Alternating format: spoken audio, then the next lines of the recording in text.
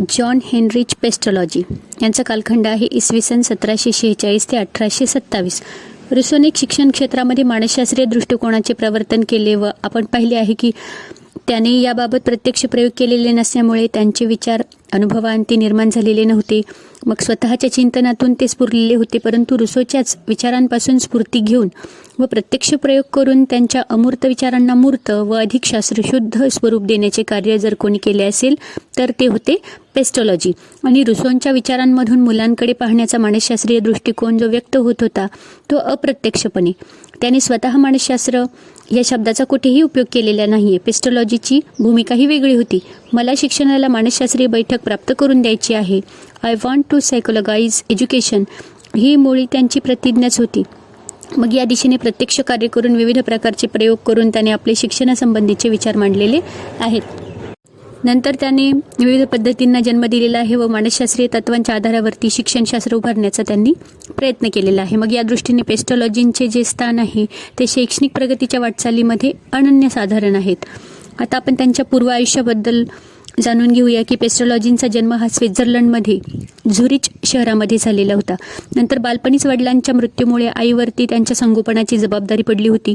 आईने केलेल्या उत्कृष्ट संस्कारांमुळेच त्यांच्यामध्ये प्रेम, जिव्हाळा, सहानुभूती, ऋतुजा, सहृदयता, औदार्य व नैतिक व मानवीय गुणांचा विकास झालेला होता. मग याच वयामध्ये सभोवतालच्या शेतकरी वर्गाचे हलाखीचे जीवन पाहून त्यांचे मन हेलावून गेलेले होते. त्यामुळे समाजसेवेची व समाज सुधारणेची उदात्त प्रेरणा त्यांच्या मनामध्ये निर्माण होऊन त्यासाठीच आपले जीवन व्यतीत करण्याचा त्याने निश्चय केलेला होता.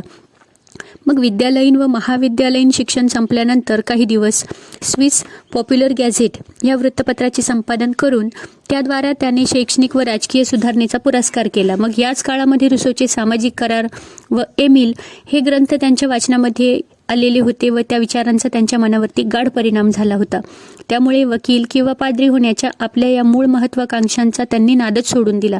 त्यानंतर त्याला काही दिवस कृषी व्यवसायही करावा लागला, परंतु शेवटी शिक्षण हेच समाज सुधारणेचे योग्य क्षेत्र मानून तिकडे तो वळला.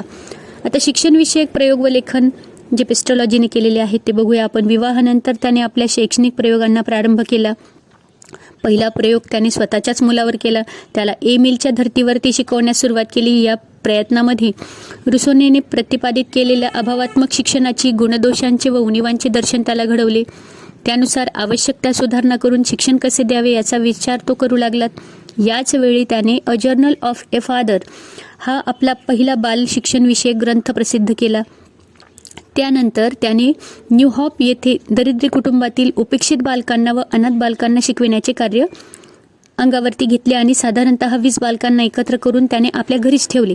त्यांच्या खाण्यापिण्याची व कपड्यालत्यांची ही जबाबदारी त्याने स्वतः स्वीकारली. शेती व बागकाम या शिक्षणावरती त्याने भर दिला, कारण व्यवसाय शिक्षण देऊन त्यांना स्वावलंबी करणे ही त्यांची पहिली गरज होती. कताई, विणाई आणि मुलांना घरगुती कामे व विणकाम या शिक्षणाची त्याला जोड दिली. मग अर्थातच लेखन वाचनाच्या प्राथमिक शिक्षणाकडे त्याने दुर्लक्ष केले नाही.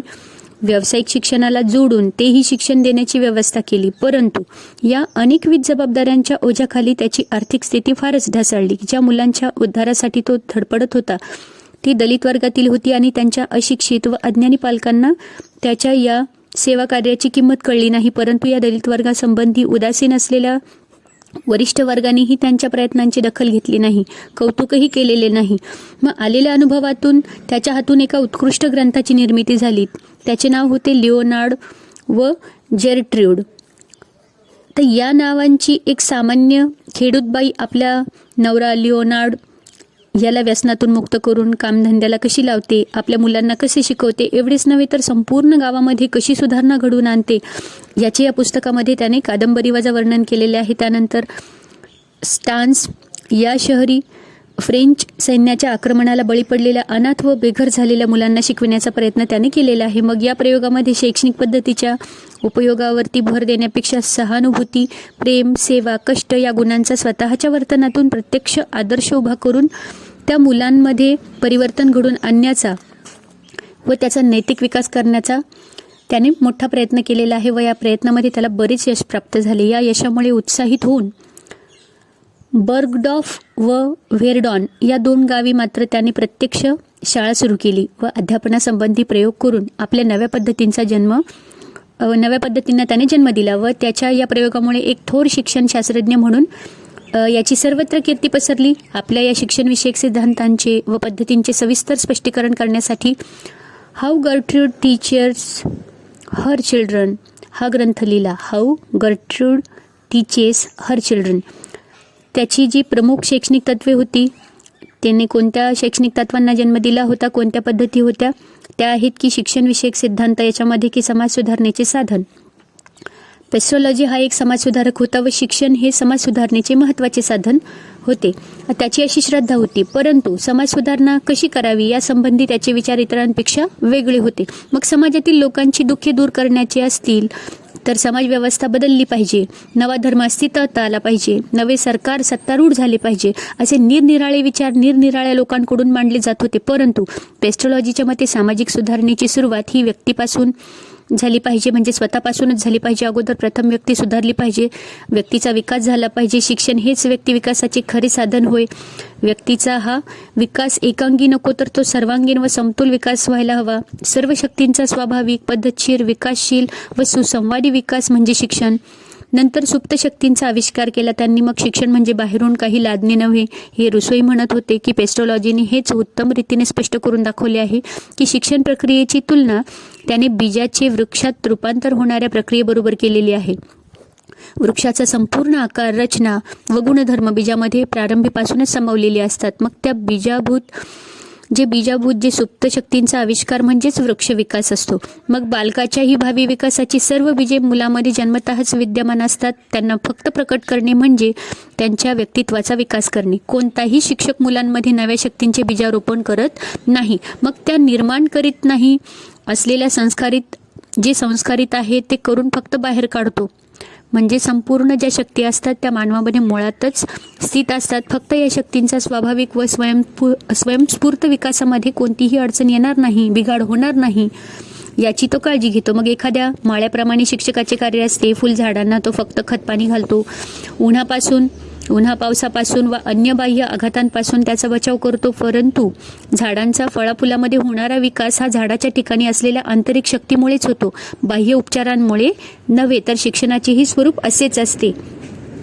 नंतर त्यांनी पद्धती सांगितलेल्या आहे की पेस्ट्रोलॉजींच्या मते शिक्षण म्हणजे आंतरिक बुद्धीचा विकास, परंतु हा विकास शब्दज्ञान किंवा पुस्तके यामधून होऊ शकत नाही. त्यासाठी प्रत्यक्ष अनुभव आवश्यक आहे.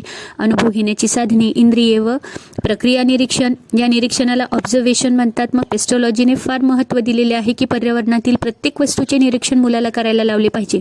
निरीक्षणातून वस्तुज्ञान होईलच, परंतु केवळ वस्तुज्ञान करून देणे हा निरीक्षणाचा उद्देश नको, तर ज्ञान प्रक्रियेचा विकास हे खरे उद्दिष्ट आहे. म्हणून वस्तूच्या गुणवैशिष्ट्यांकडे लक्ष वेधत असतानाच वस्तूंमधील फरक व वस्तूंचा परस्पर संबंध लक्षात आणून देणे आवश्यक असते. नंतर इंद्रियानुभव हे आवश्यकच आहेत, परंतु तेवढे पुरेसे नाहीत. मग प्राथमिक इंद्रिय संवेदनांमधून अवबोधाकडे त्यांना नेले पाहिजे, म्हणजेच प्रत्येक वस्तूचे यथार्थ ज्ञान त्यांना प्राप्त होईल. प्रत्यक्ष अनुभवातून किंवा वस्तुदर्शनातून अध्यापन करण्याची ही त्यांची पद्धती म्हणजे ऑब्जेक्ट लेसन्स आहेत, या नावाने ती ओळखली जाते. या पद्धतीचा उपयोग करून त्याने अर्थहीन पाठांतर पद्धतीचे उच्चाटन केलेले आहे. भूगोल व विज्ञान या विषयातील प्रारंभिक ज्ञान त्याने याच पद्धतीने विद्यार्थ्यांना द्यायला प्रारंभ केल्यानंतर प्रत्यक्ष अवलोकनातून पर्यावरणातील भौगोलिक गोष्टींचा परिचय करून देणारी स्थानिक भूगोल, होम जिओग्राफी ही कल्पना त्याने मूर्तावस्थेत आणलेली आहे. नंतर ते म्हणतात की भाषेचे अध्यापन करताना अक्षर ओळख करून देणे ही परंपरागत भाषा अध्यापन पद्धतीची सुरुवात आहे, परंतु अक्षरांच्या वा शब्दांच्या माध्यमाऐवजी परिचित वस्तूंच्या माध्यमातून त्याने भाषा शिकवायला प्रारंभ केलाय. मग मुलांची नैसर्गिक अध्यापन प्रक्रिया लक्षात घेऊन लेखन वाचनाआधी भाषण या प्रक्रियेपासून किंवा क्रियेपासून भाषा शिकवण्याची पद्धती त्याने रूढ केली. त्यानंतर त्याने अंकगणिताचे अध्यापन कसे करावे, अंक मोजणे, संख्या ज्ञान देणे, बेरीज वजाबाकी करणे या प्रक्रिया आकड्यांच्या साहाय्याने शिकवण्यापेक्षा प्रत्यक्ष वस्तूंच्या साहाय्याने शिकवल्यास ते मुलांना कसे सोपे व मनोरंजक वाटते हेही त्याने दाखवून दिलेले आहे. मॉन्टेसरीने पुढे याच तत्वाचा अवलंब आपल्या पद्धतीमध्ये केलेला आहे व व्यावहारिक गणित व तोंडी गणिताला अध्यापन लेखी गणिता इतकेच महत्त्वाचे स्थान त्याने प्राप्त करून दिलेले आहे. आता मार्फ नावाच्या पेस्ट्रोलॉजीच्या पटशिष्याने त्याने प्रतिपादित केलेल्या पद्धतींमध्ये जी मूलतत्वे सामावलेली आहेत ती सारांश रूपाने मांडलेली आहेत. आता ती काय आहेत आपण बघूया की पहिली आहे की निरीक्षण व इंद्रिय अनुभव हा अध्यापनाचा पाया आहे. भाषेचे अध्यापन हे नेहमी शिक्षणाद्वारे वस्तू किंवा विषयाशी जोडले जावे. शिकण्याच्या वेळी कोणत्याही मुद्द्यावर टीका करण्याचे व निर्णय देण्याचे टाळावे. कोणत्याही विषयाच्या अध्यापनास अगदी सोप्या भागापासून प्रारंभ करून मुलाच्या विकसनापासून किंवा विकसनानुसार हळूहळू कठीण भागाकडे वाटचाल करावी. कोणताही मुद्दा किंवा कौशल्य मुले पूर्णपणे आत्मसात करू शकतील एवढा वेळ त्यावर खर्च करावा. अध्यापनाचे उद्दिष्ट मुलाचा विकास हेच असावे. आग्रही व अधिकृत प्रतिपादन नव्हे, तर शिक्षकाने मुलाच्या व्यक्तिमत्वाची प्रतिष्ठा राखावी. प्राथमिक शिक्षणाचा हेतू ज्ञान देणे नव्हे, तर त्याच्या बौद्धिक शक्तींचा विकास करणे हाच होय. शक्तींचा संबंध ज्ञानाशी जोडला पाहिजे, तरच कौशल्यांचा अध्ययनाशी संबंध जोडला जाईल. शिक्षक व विद्यार्थी यांचे संबंध प्रेमावर आधारलेले असावेत. शिस्त देखील जिव्हाळ्यातून निर्माण करावी. अध्यापनापेक्षाही शिक्षणाचे ध्येय व्यापक व उच्च आहे, म्हणून अंतिम ध्येयावरती नजर ठेवून अध्यापन करावे. आता मूल्यमापनात आपण बघूया की या विवेचनावरून आपल्याला पेस्टॉलॉजीने शिक्षणाचा व अध्यापनाचा मानसशास्त्रीय दृष्टिकोनातून कसा विचार केलेला आहे हे आपल्याला समजलेलेच आहे. तसेच पुढे जन्माला आलेल्या अनेक शिक्षणविषयक कल्पनांचा व अध्यापन पद्धतींचा उगम पेस्टॉलॉजींच्या विचारसरणीमधून कसा झालेला आहे हेही त्यांच्या नंतरच्या शिक्षणशास्त्रज्ञांच्या विचारांवरती आपण अभ्यास केल्यावरती आपल्याला दिसून आलेले आहे. तसंच मग ह्याचं तात्पर्य असं आहे की रुसो हा जसा भावी शिक्षणशास्त्रज्ञांचा स्फूर्तिदाता ठरला, तसाच पेस्टॉलॉजी हा त्यांचा प्रत्यक्ष मार्गदर्शक ठरलेला आहे.